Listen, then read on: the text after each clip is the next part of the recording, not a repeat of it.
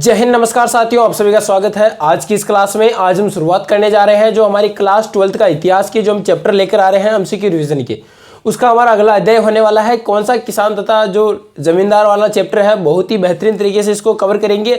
और इतिहास में अगर आपने पिछले अध्याय नहीं देखे हैं तो हमारे चैनल पर जाइए, प्लेलिस्ट में जाइए, क्लास 12th हिस्ट्री में प्लेलिस्ट में सारे वीडियो आपको देखने को मिल जाएंगे। उनको देखिए और बार बार रिवीजन कीजिए उनका, क्योंकि जब तक बिना रिवीजन कुछ नहीं होगा। जो आपका लक्ष्य है इतिहास में 97 बनाने का, वो आप जरूर हासिल कर पाओगे। बस शर्त यह है कि आपको रिवीजन करना है।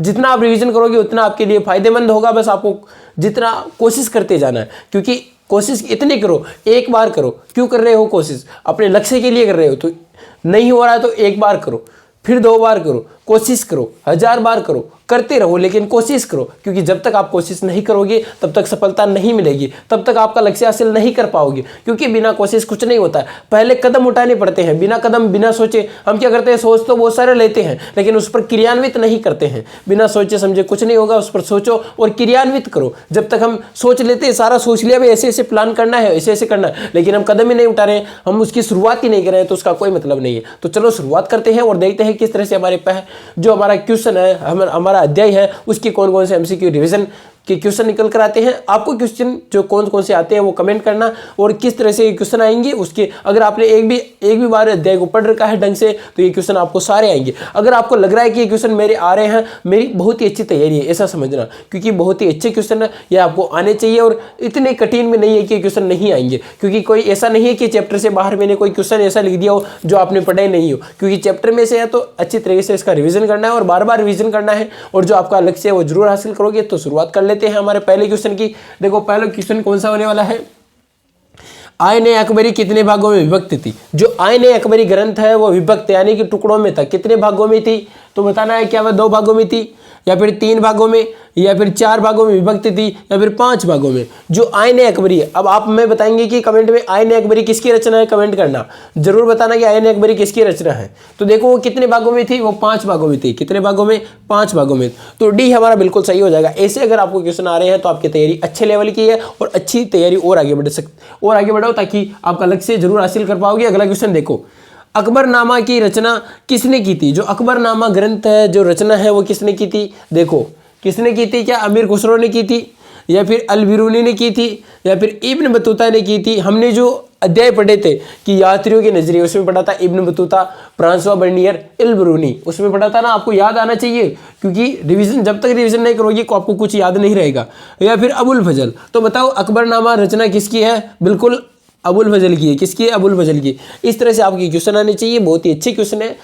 अब देखो अगला क्वेश्चन है, दीन ए इलाई, यानी कि दीन ए इलाई किससे संबंधित है? यानी कि जो दीन ए इलाई है वो कौन से शासक से संबंधित है? क्या बाबर से संबंधित है, या फिर हुमायूं से संबंधित है, या फिर अकबर से संबंधित है, या फिर औरंगजेब से संबंधित है? तो ध्यान रखना, दीन ए इलाई अकबर से संबंधित है। किससे संबंधित है? अकबर से। तो बिल्कुल सी हमारा बिल्कुल सही हो जाएगा, अकबर। किससे? अकबर से।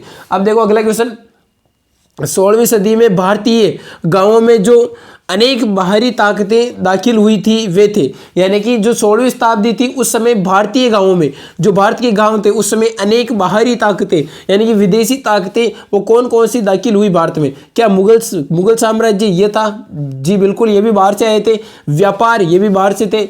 मुद्रा और बाजार, ये भी बाहर से थे, बाहरी ताकतें थी। तो डी हमारा बिल्कुल सही है। यानी ये सभी, ये तीनों क्या थे? बाहरी ताकतें थी। कौन कौन सी? ध्यान रखना, मुगल साम्राज्य बिल्कुल बाहर से था, व्यापार करने के लिए भी बाहर से आए थे, और मुद्रा और बाजार यानी कि मुद्रा के लिए और बाजार के लिए, जो बाजार हमारे भारत में स्थापित किए थे, ये भी विदेशी थे, यानी कि बाहरी ताकतें थी ये। तो देखो अगला क्वेश्चन कौन सा है, मुगलकालीन ऐतिहासिक स्रोतों में शामिल थे। यानी मुगलकालीन जो ऐतिहासिक स्रोत है उनमें क्या शामिल थे, उस पर चर्चा करनी है। तो देखो क्या थे? क्या ऐतिहासिक ग्रंथ थे, या फिर सरकारी तथा गैर सरकारी दस्तावेज थे, या फिर उस कालांश में बनी हुई इमारतें या स्मारक थे, या फिर उपयुक्त सभी? तो ध्यान रखना, ऐतिहासिक ग्रंथ ये भी थे मुगलकालीन में, और सरकारी तथा गैर सरकारी दस्तावेज ये भी थे, और उस समय के जो उस काल के, यहाँ पर थोड़ा सा मिट चुका है तो कोई बात नहीं, देख लो कि उस कालांश में जो बनी हुई इमारतें थी वो भी शामिल थे। यानी बिल्कुल सही हमारा, बिल्कुल उपयुक्त डी।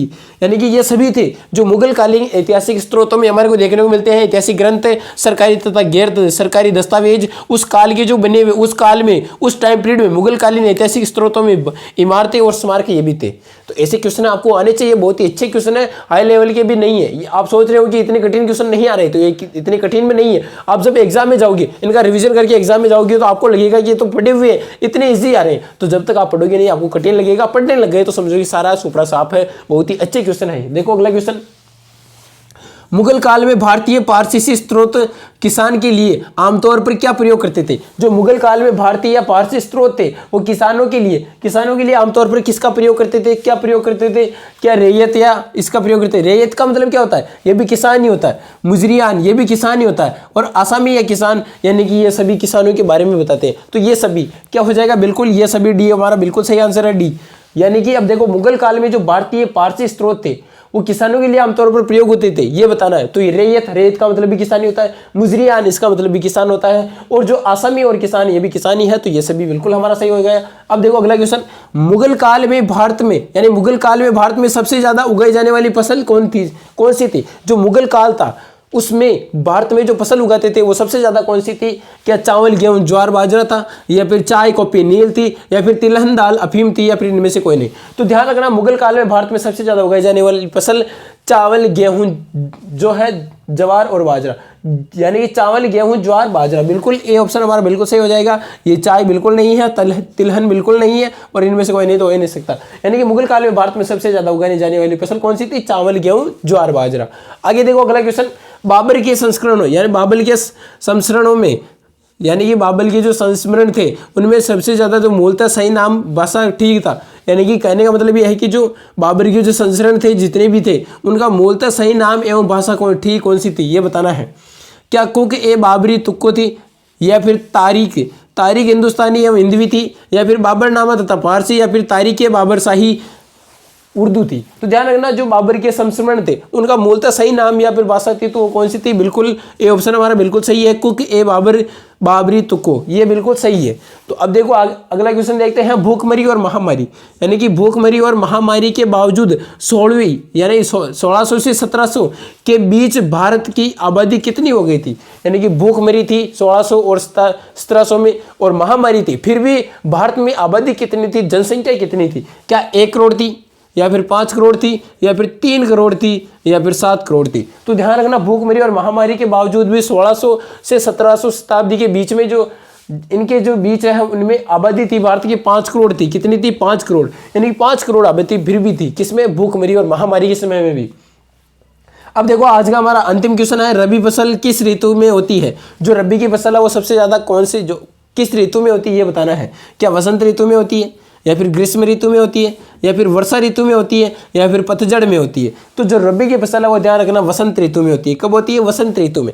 तो ये थे हमारे जो क्लास 12th के अध्याय था हमारा, बहुत ही अच्छा उसके क्वेश्चन थे, और आई होप कि ये बहुत ही अच्छे क्वेश्चन आपको आए होंगे। अगर आपको ये आ रहे हैं तो आपके अंदर और कॉन्फिडेंस आना चाहिए, ओवर कॉन्फिडेंस से बचना है, और सेल्फ कॉन्फिडेंस आपके अंदर आना चाहिए कि मैं कर सकता हूं। जो भी एग्जाम में जो भी क्वेश्चन आएंगे वो मैं जरूर करके रहूंगा, क्योंकि मेरी तैयारी अच्छी है, अच्छे लेवल की मैं और प्रिपरेशन कर रहा हूं, और जो मेरा लक्ष्य है इतिहास में 97 में लाने का वो आप जरूर हासिल कर पाओगे। बस आपको शर्त ये रखनी है कि तब तक रुकना नहीं है जब तक एग्जाम ना हो जाए। इसलिए बने रहो हमारे साथ और लगे रहो अपनी तैयारी को, और ऊपर उड़ाते रहो, और अच्छी तरीके से तैयारी करते रहो, मस्त रहो, स्वस्थ रहो, और इसी तरह से पढ़ते रहो। जय हिंद, जय भारत।